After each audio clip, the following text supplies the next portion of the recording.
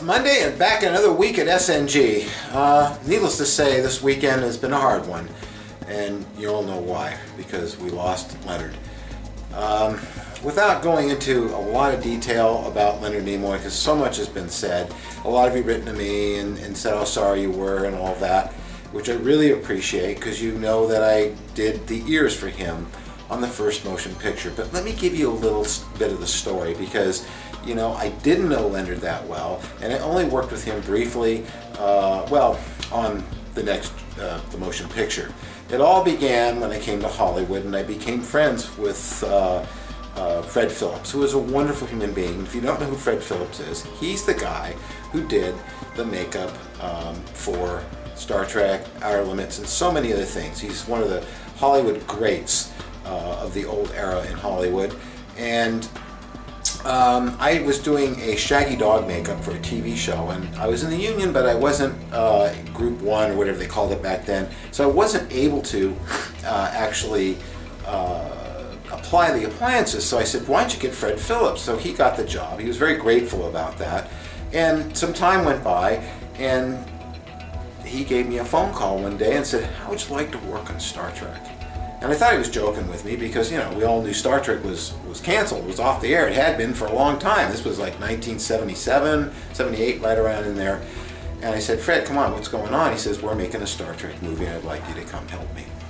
And that's how it started. I'll never forget the first day I drove down there and parked in the Gower parking lot and got my pass and went into the famous stage with this famous makeup room where the original Star Trek had been done. And there was Fred, and the first thing he asked me to do, well, he took out a baggie, and in it were two of the ears left over from the original show in really good condition that John Chambers had made, who I also worked with him later on.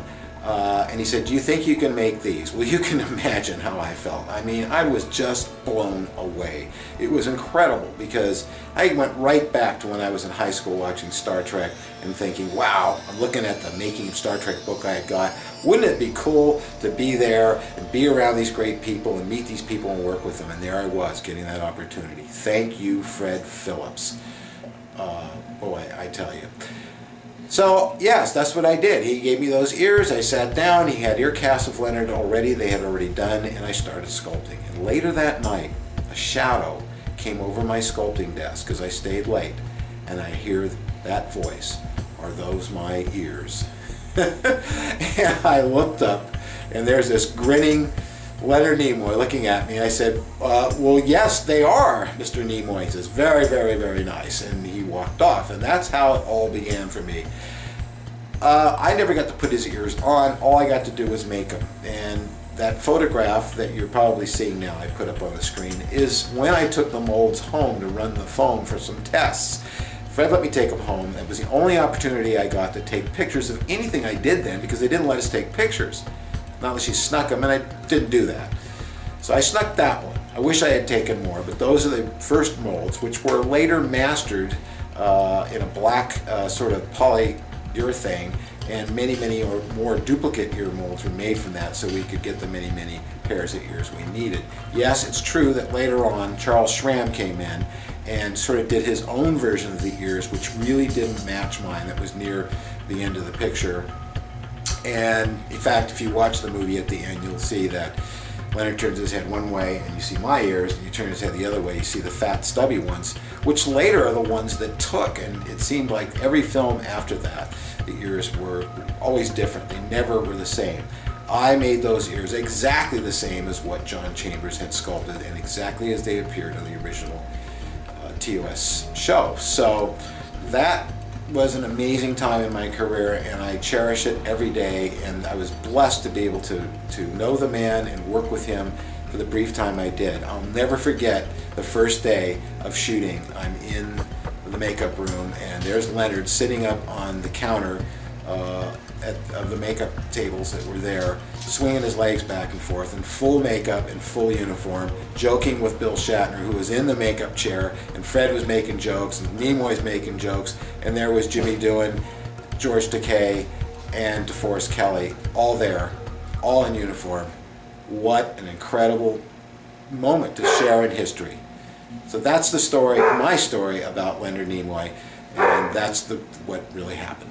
Anyway, we got a lot to do, and the reason I preferenced the beginning of this with that is because we are going to be showing Spock ears being made. Needless to say, I've been getting orders for them because people want a little piece of that history and something to remember Leonard by. And I really, really appreciate you buying the shadow boxes, the wearable ears, and the collectible ears.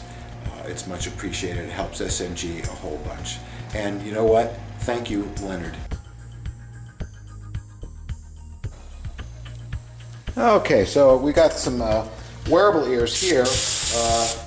These for Paul, and he wanted the edges very thick because of how he uses them when he does his events. So I've kept these pretty thick, but we need to get some color on them. So I'm using rubber cement paint, which really works the best when painting rubber because it bonds with the rubber and becomes part of the rubber and won't peel or chip off. So, and you can see it's a really nice flesh tone. Pretty good. I'm just going to do that to them, like so. I'm going to turn around here and get the sides.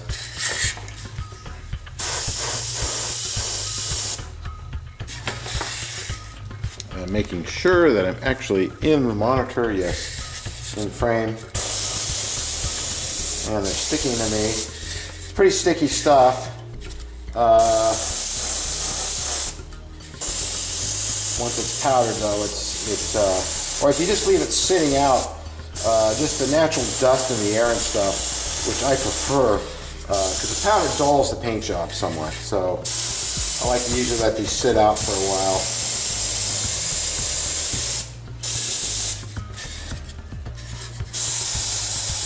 You can see it's just a really nice flesh color.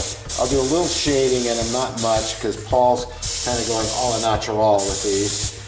Hopefully these will match his skin color.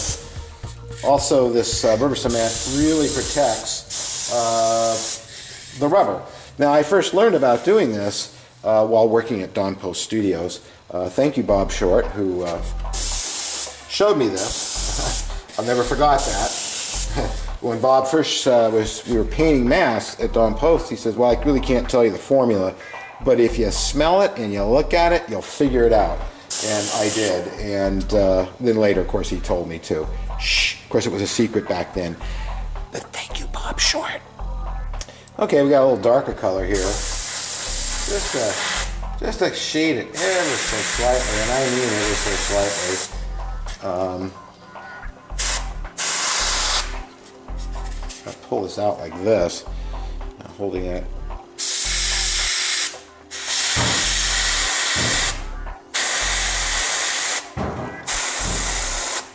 And it just kind of, you know,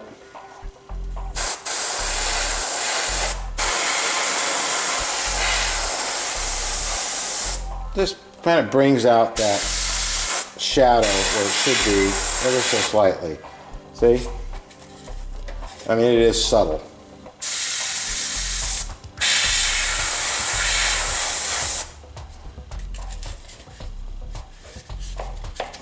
I'm going to do this one. I'm still in frame.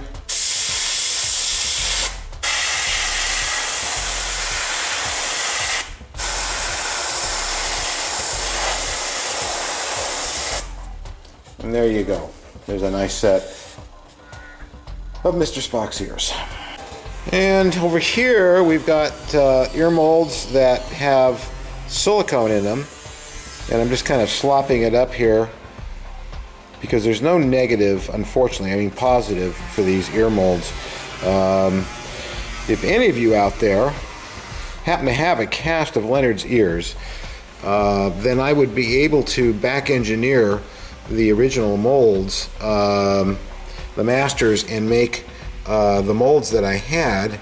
I'm putting up the picture again so you see what I'm talking about. And these can be replicated because I'll have his positive ear cast itself. I would probably be able to make some that are made out of silicone as well that you could wear. But over here, what I have that works quite well are these, and they've got a very thin blender edge on, and as you've seen, I showed you in previous videos, these fit rather well. They're very thin right in here, but they're still very tough. All you have to do is put a little duo over these thin spots here when you touch it down to your ears and blend it in. And of course, here's the silicone ears here, and here are just the raw latex thicker ones. You do have a choice. If you order ears, you can either have them out of latex, which will last a long time, but these will last literally forever.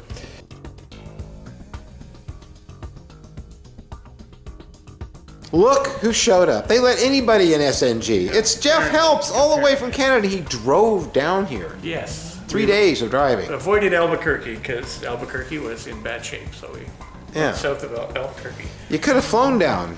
Well, my friend. Your arms are big enough. Yeah, my friend was driving down, so I came Oh, okay. down. Yeah. All right, so what do you got here?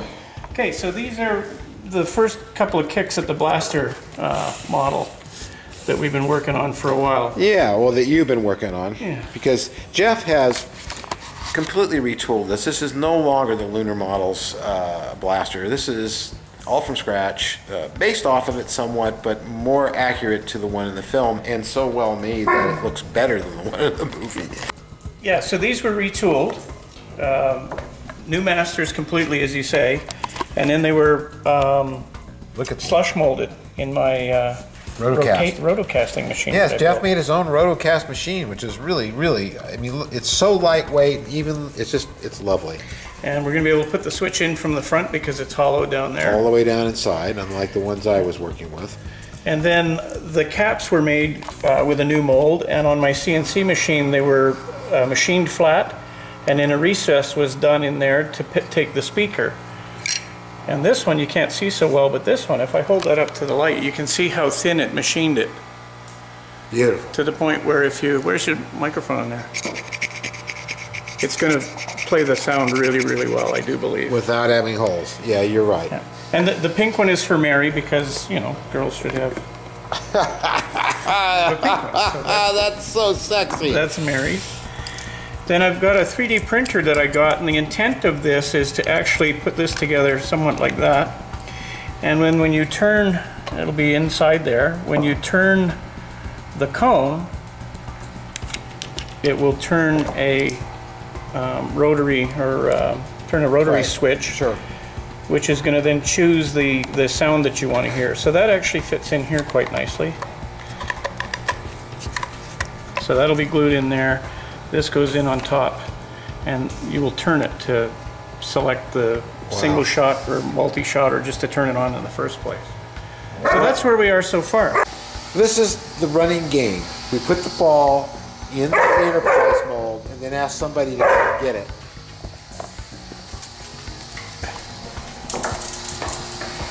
All right, quick. So the unfortunate thing was, this is my 3D printer, and the board that they have for it has failed 3 times, and it's a known problem with this machine. They think they've solved it now, so I should be able to finish off making all the pieces for these, and then we'll be able to. Well, they're gorgeous. I mean, you're 90% the way there. I mean, the fact that you can stick that on like that, stick that in there, that's the gun. You're talking about the little things. Yeah. So it was a lot of fun to do, make the new mold. I know, and I mean, look at this, guys. I mean, and girls. He's got the curved stuff going on here, so if you don't want it to be curved, you can sand it flat. But these, I mean, are so perfect. Look at the original was never like this. These little the lines are all pads are all parallel and all really straight and nice all the way around, and everything's even and smooth and correctly shaped, and this is based off the pictures, not the Lunar Models gun. Now, if you compare ours with it, it's pretty close to what I have, but this is actually more accurate. I'll go get the one. I'll just get it from my handy box here, and I love this gun. It's wonderful. Okay, so there. Here, you can show up. Yeah, we won't need this anymore, which is really nice. And you can see this next to that. The dimensions are much closer to the real thing. The shape, the spacing. This is a bit more elongated here. and you notice that we've got this curve going on there. This is really, really nice. I'm not saying that this one this is the old Lunar Models body that I, you know, reshaped and sanded as smooth as I could get it looking really nice. And of course, Jeff, this is one of the clear ones of these, and this is also what Jeff made. So the other thing interesting, this has been sprayed with a gloss finish, which I shouldn't have done. I didn't clean it up properly. This is the finish right out of the mold. That's what came out of the mold. That's beautiful. Yeah. So that's going to primer up really nice, and we're going to put the gunmetal. Gunmetal and the silver. Which is the gunmetal from Duplicolor. So it's just really right, almost exactly the right color. Well, thanks, Jeff. It's great to have you up here, and thanks for bringing the toys.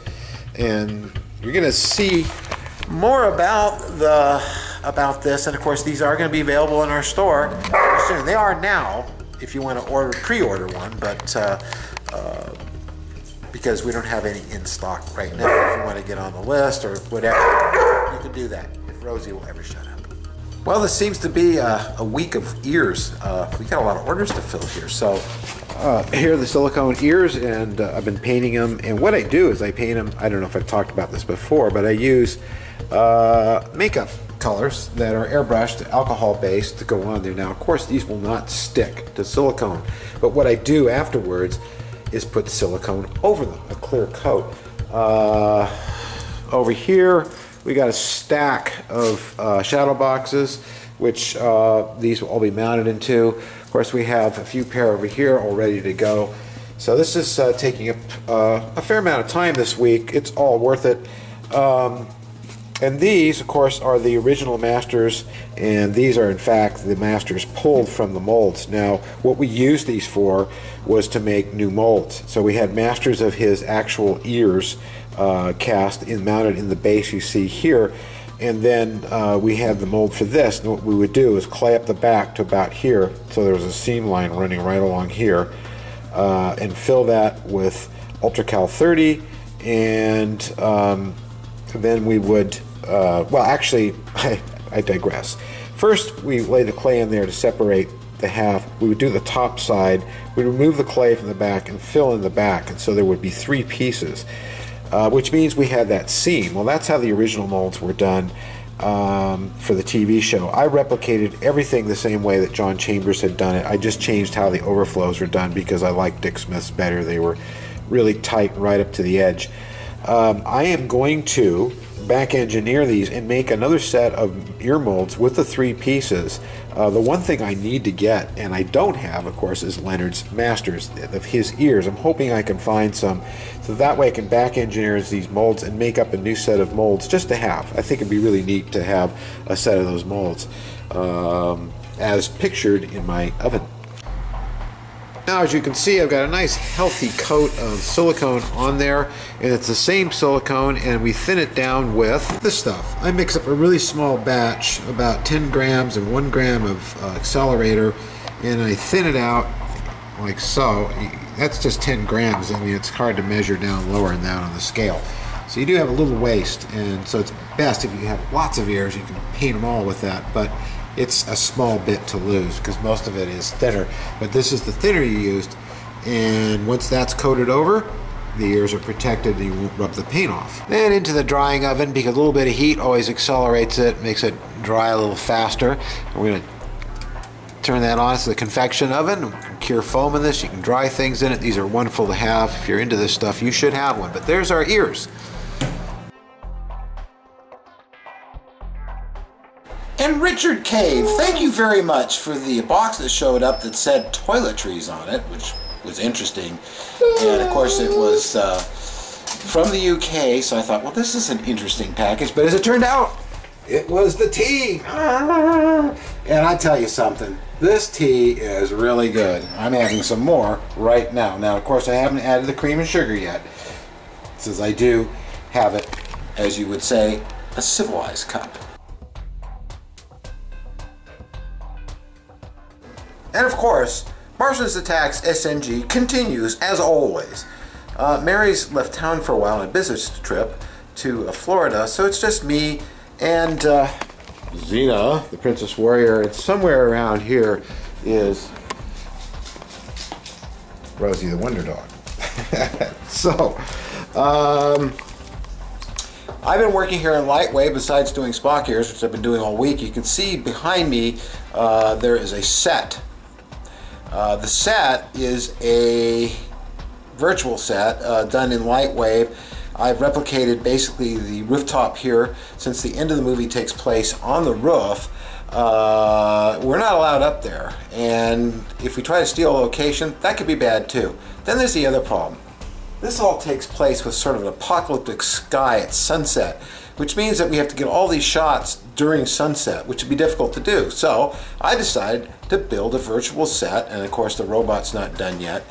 Either is the Martian inside there, but I'm working on it currently. And shoot it all on green screen. Yeah, that's right. Shoot it all on green screen, and we'll be on top of the roof, and the table will be there with the transmographer. Bill knows what I'm talking about, and so does Heidi. Hi, Heidi. So I thought I'd give you a little look at that. See, isn't it cool? And it's all being done, of course, in Lightwave. Let's see. I gotta get out of this. There we go. And he's got a little bit of animation going on in him and stuff, and we're just going to do a simple test tomorrow. I think Jeff Helps will probably be here. We're going to set up the green screen and put ourselves on top. So it's looking pretty cool, and you can see what the set looks like here. We'll go that, and you can see it's pretty basic, pretty simple, and everything's there. So there's the camera. Just the way the camera will be. So that's a little sneak peek of Martians Attacks SNG. Yes, we will be shooting the ending in a couple of weeks, and then we're going to go into town and shoot with Doug Drexler. I want to thank everyone who purchased these shadow boxes. Here's a few more that are going out, and they're just beautiful, and I just cannot say thank you enough. It helps out us here at SNG a great deal, really. Today's my birthday, so I'm going to have a light day here. I'm going to play with things I want to play with, but I am finishing up my work that for my orders, because they always come first. You guys always come first. So regardless. And so that's what I'm doing for now before I go play with model trains, which is what I think I'm going to do. I'm going to have to go buy some track. That's my birthday present to me.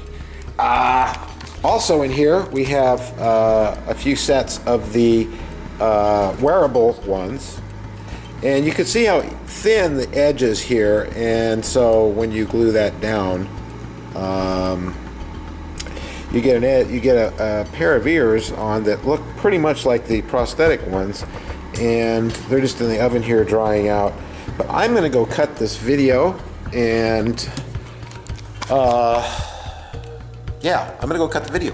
Well, it was an interesting week, and it was mostly all spent doing busy work for the store, but I'm really glad I was doing that. I really, again, appreciate all your support. Of course, anyone who's interested in, seeing, when they see this video, they, where the heck do I get those ears? You need to go to our store, which is, you can see the link right here. And you click on the Steve's Toys, I think. Mary changed the menu, but it says Steve's Toys, or can't remember, sorry Mary.